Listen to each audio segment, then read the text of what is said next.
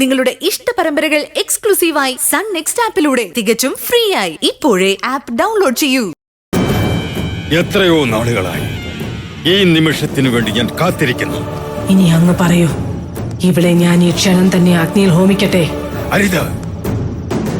അമാവാസിയുടെ 3-ാം യാമത്തിൽ നരകവാതിൽ തുറക്കുന്ന നേരത്ത് ഈ ആത്മാവിനെ അതിലൂടെ കടത്തിവിട്ടാൽ പിന്നീട് ഒരിക്കലും ഏത് ശക്തി വിചാരിച്ചാലും ഇവളെ തിരിച്ചു കൊണ്ടുവരാനാവില്ല.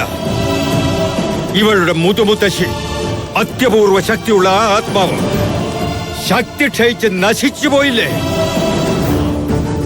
ആ സ്ഥിതി തന്നെയായിരിക്കും ഇവൾക്കും സംഭവിക്കാൻ പോകുന്നത്.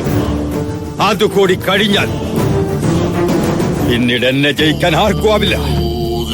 ഇവളില്ലാതാകുന്നതോടുകൂടി മൂക്കുത്തിയുടെ ശക്തി തിരികെ കിട്ടും.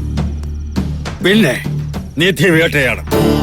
അതുകൂടി കഴിയുമ്പോൾ ഈ ഞാൻ അമരനാകും. ചലേ, ഇവളെ ഹോമിക്കാനുള്ള അഗ്നികുണ്ഡം തയ്യാറാക്കൂ. പൂജ കഴിഞ്ഞുള്ള അമാവാസിയുടെ 3-ാം യാമത്തിൽ ജീവനുള്ള ഈ ബാലിക കത്തി ചാമ്പലാകണം.